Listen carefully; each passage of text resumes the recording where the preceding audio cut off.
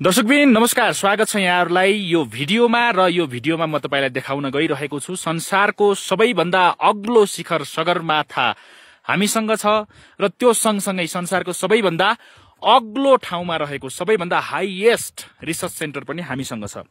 पहिला नेपालको राजनीतिको कारणले गर्दाखेरि नेपाल सरकारले यतातिर ध्यान दिन नसकिराखेको थियो हैन। यो विज्ञ व्यक्तिहरू, यो विज्ञान प्रविधि सम्बन्धी विज्ञ व्यक्तिहरू चाहिँ यो क्षेत्रमा चाहिँ राजनीतिमा थिएनन्, सरकारमा थिएनन्, जस कारणले गर्दाखेरि चाहिँ यो ठाउँ चाहिँ व्यवस्थामा पर्न गएको थियो।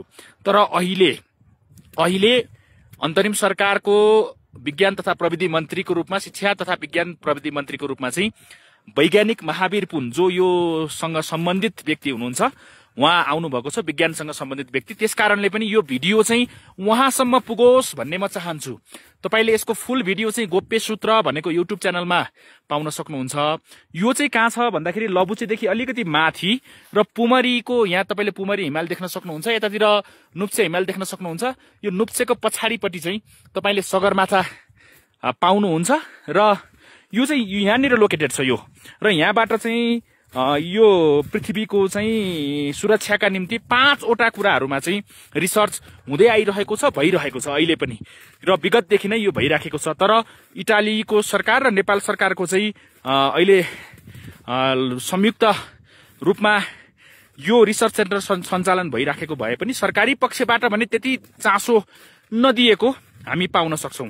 जस कारणले गर्दाखेरि यो भिडियो अहिलेको शिक्षा विज्ञान तथा प्रविधि मन्त्री महावीर पुनसम्म पुग्न जरुरी छ। उहाँलाई यो ठाउँमा आएर एकचोटि यो ठाउँको चाहिँ उहाँले अवलोकन गर्न जरुरी छ। किन भन्दाखेरि हामीले संसारको सबैभन्दा अग्लो शिखर सगरमाथालाई विश्वमा चिनाउन सफल भएका छौं भने विश्वको सबैभन्दा अग्लो स्थानमा रहेको चाहिँ रिसर्च सेन्टर पनि हामीसँग भएको हुँदाखेरि यो रिसर्च सेन्टरलाई पनि हामीले चलायमान बनाएर, परिणाममुखी बनाएर भोलि पृथ्वीमा निम्तिन सक्ने प्राकृतिक विपत्तिहरूलाई आजै फाइन्ड आउट गरेर रोक्नका निम्ति र त्यसको रोकथामका निम्ति चाहिँ यहाँबाट हामी काम गर्न सक्छौं र संसारलाई नै हामी सुरक्षित राख्न सक्छौं यो ठाउँबाट।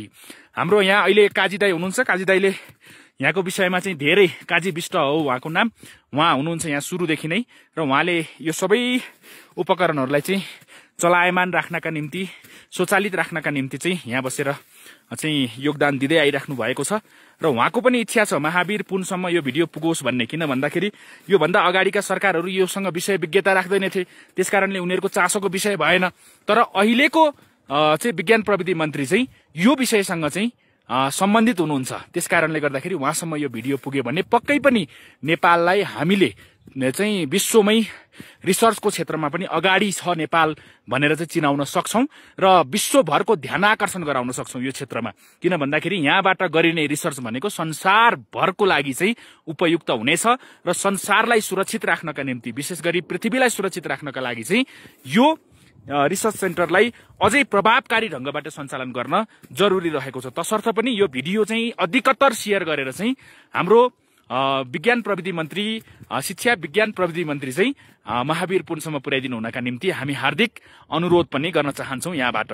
दर्शक महानुभावहरू, यो हामीले एउटा मात्रै डाँडाको भिडियो तपाईलाई देखाइराखेका छौं। यहाँ माथि अर्को डाँडामा पनि क्लाइमेट स्टेसन छ। त्यहाँ क्लाइमेटको विषयमा चाहिँ त्यहाँ रिसर्च हुन्छ। त्यसैगरी अलिकति तल जाने हो भने हामी यो खोजमा चाहिँ हामी यो संसारभरि कहाँ भूकम्प गयो, कति म्याग्नेच्युडको भूकम्प गयो भनेर चाहिँ हामीले यहाँबाट चाहिँ त्यो डेटा कलेक्सन गरेर संसारलाई दिइराखेका छौं यतिखेर हैन। भने पछाडि हामीसँग यत्रा धेरै चाहिँ विज्ञानमा यति धेरै चाहिँ लगानी भएको छ, यो यति धेरै चाहिँ हामीसँग चाहिँ सम्भावनाहरू छन्। यी पोसिबिलिटीहरूलाई चाहिँ हामीले अब संसारमाझ पुर्याउन जरुरी छ र त्यसको लागि नेपाल सरकारले यसमा थप चासो दिन जरुरी छ, थप सक्रियताका साथ काम गर्न जरुरी छ। र विशेष गरी म त के आमन्त्रण गर्न चाहन्छु भने हाम्रो अहिलेको शिक्षा विज्ञान तथा प्रविधि मन्त्री महावीर पुन एकचोटि यो ठाउँमा आएर चाहिँ अवलोकन गरेर र यसको सम्भावना, चुनौतीहरूलाई चाहिँ उहाँले आफ्नै आँखाले हेरिदिनुहोस् भन्ने चाहिँ हाम्रो कामना छ। त्यसकारणले गर्दाखेरि हाम्रो चाहना छ। त्यसकारण यो भिडियोलाई चाहिँ सकेसम्म धेरै शेयर गरिदिनु होला र महावीर पुनसम्म चाहिँ यो भिडियो पुर्याइदिनु होला दर्शक महानुभावहरू।